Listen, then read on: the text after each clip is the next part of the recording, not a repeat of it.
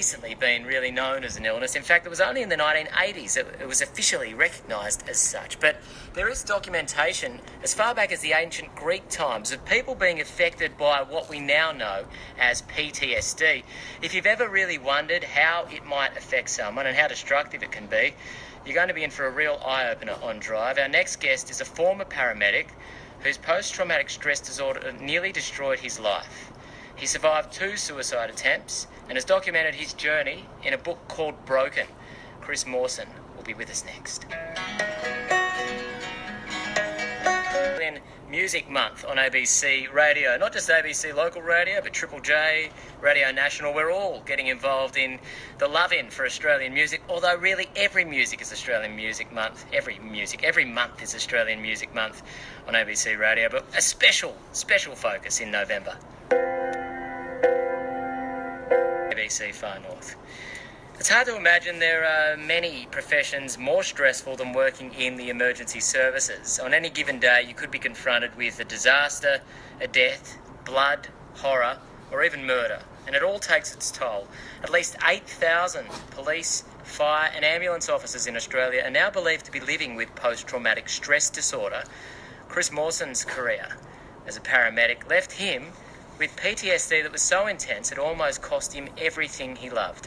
Originally from England, Chris has only recently moved to far north Queensland, and he has detailed his really treacherous journey with PTSD in a pretty brutally honest new book called Broken. Chris joins me now to outline his experience, and a big thank you, Chris, for coming in and talking about a topic that is very difficult for a lot of people to discuss. Good afternoon, Adam, and thank you for having me on your show. So you've written a book, A Paramedic's Battle with PTSD, in many ways breaking rank and really bringing to the public's attention something that isn't very often discussed in the emergency services. Absolutely. I think pretty much culture at the moment is paramedics won't speak out, emergency services won't speak out, other emergency service workers won't speak out, simply because they don't want to lose their jobs.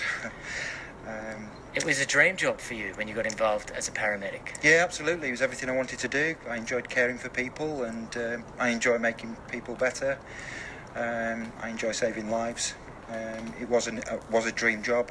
I mean, a lot of people still want to do it, and it is a good job, but for me it was everything. So you first started as a paramedic when you were living in England? Yeah, I was a paramedic in the UK, and I worked myself up from patient transport services right all the way through to train hard to become a paramedic, which is not an easy job to get into. And I was thrilled when I was, made the grade, so to speak. And then in 2007, we decided to move to Australia, and that option was given to me. I thought it was a great opportunity for my children at that time. And it all worked out really well for the kids. And it's been a fantastic move. Your book details some pretty horrific scenarios that you faced as a paramedic. Can you explain to us a couple of scenarios that you feel may have contributed to the build-up of stress in your life?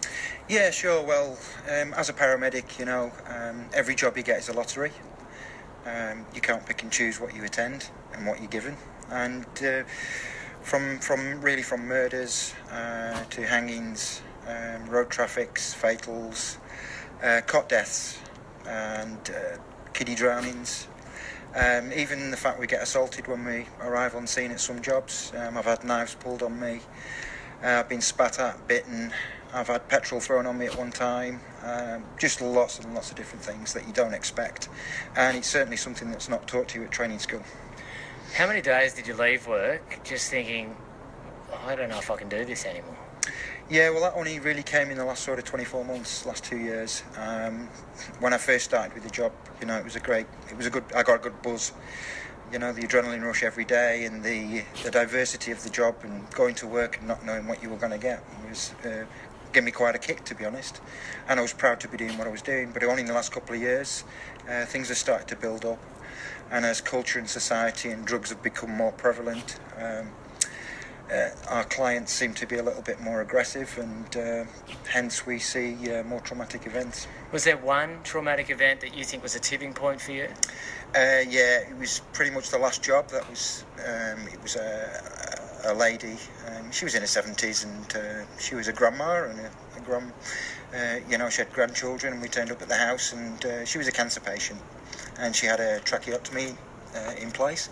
But we were called to a run-of-the-mill nosebleed, nothing out of the ordinary, nothing special. And she was sat down on her bed in a room, and because she had a nosebleed and her main airway was a trachea, I just bent down or knelt on the floor to make sure it wasn't occluded by blood. Which is standard procedure. Which is standard procedure, and everything was going really well, and all of a sudden something burst inside her throat, and I was covered in blood within seconds. It was in my mouth, in my eyes, all over my uniform, and the lady arrested in front of me. On the way to hospital, we managed to pretty much get her back. She was barely alive by the time we arrived at hospital, but still quite hypoxic, which means her brain was short of oxygen, and she was thrashing around and grabbing me, and it was a horrible, messy job. We got her into the ED department, and the nurses took over and the doctors took over from there, and I went away with another nurse, and she helped clean me up, and she could see I was quite distressed and in a bit of a mess. And as I walked back into the main department again to pick up my equipment, I was called into the bay where the lady was lay, and her daughters had turned up at that time. I walked in behind the curtains. Her daughters were clearly tearful, and the lady reached out, grabbed my hand, smiled at me, and passed away in front of my eyes. It was a double whammy really for me, because I was in the hope that I would save her life, and I truly thought that we would have a good outcome, but it was just horrible. Unfortunately, that finished me. I didn't know that was going to be the last job that would finish me off. I thought I would get better after that, but things actually got worse. At its worst, yeah. What did the post-traumatic stress disorder do to you and your family? It ruined my relationship with my wife. For a good 8 months, we ended up splitting up, and she just couldn't cope with me anymore. I hated myself. I hated all my family members. I pushed all my friends away, and I became a recluse for quite some time. So is there a lot of anger associated with it? Exceptional amount of anger. You just feel as if you've failed in yourself. When you get put on medication, that's the worst thing, because it's just a horrible thing to have to go on. I've never taken medication in my life, but it's all part of the healing process. And then, obviously, things took a bit of a downward turn after that. Yeah. Got a lot worse. Yeah, you ended up attempting to take your life twice as a result of your PTSD. That's right. Well, in fact, 3 times. 3 times. The first time was by hanging. I waited till my wife had gone to work. I planned the night before what I was going to do. Drank half a bottle of whiskey. Went into the garage, tied a noose around my neck, and I was ready to go. And something just stopped me at that point. It was a low point in my life. So I then tried it another 2 times through different forms. Another one was hanging, another one was going to drive my car into the sea, and the third time, fortunately, the police found me, and they grabbed me and got me to hospital, and I got help through a mental health unit at one of the hospitals south of Perth. Do you look back now on the third time as being the very start of your road to proper recovery? Yeah, actually, ending up on a mental health unit and, on a locked ward was my turning point. That's when I actually looked back then and thought, what the hell are you doing with life? You're worth more than this. And through my psychologist, Sonia Baker, who helped me, for 12 months, she was the one that said to me, you need to shape up and sort yourself out. And that was my turning point, and I've never looked back since.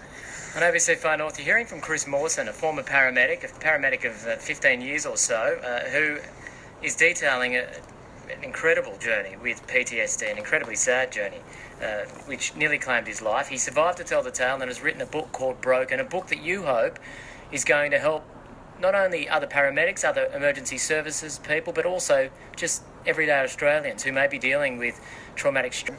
And they've not come through it. They've decided that was the only way out.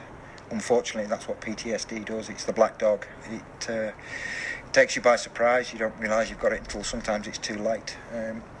all the book really is to do is to, if I can save a life from writing that book and let people realise that are suffering, that they're not officers, comm staff, police, fireys, to hold their hands up and say, look, I have a problem before it's too late. That's the most important thing. We did see last week national guidelines were released to help emergency services try and better diagnose, better treat. Was that a good step forward? I think it is a good step forward. Every step forward's a good step. It just depends, how those guidelines are going to be upheld. That's the most important thing.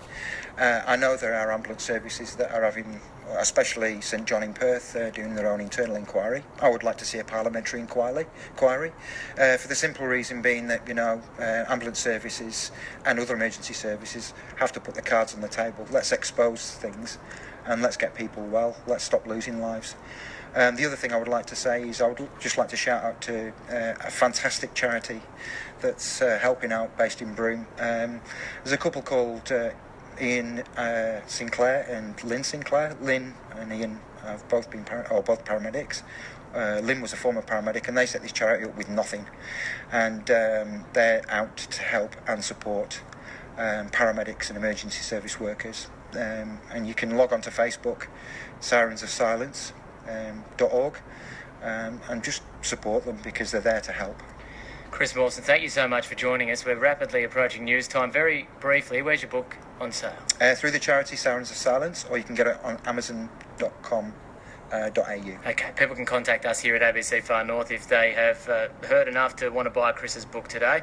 Chris, thank you so much. It's an incredibly difficult experience for you to have to recount all of this, but we really appreciate you. Thanks, Adam. Thanks for having me. No, thank you. Chris Mawson, Far North Queenslander, recently relocated to Far North Queensland from WA, and you heard his story there. And if you were anything like me, you probably had your mouth open for half the time in aghast. All right, we're approaching news time.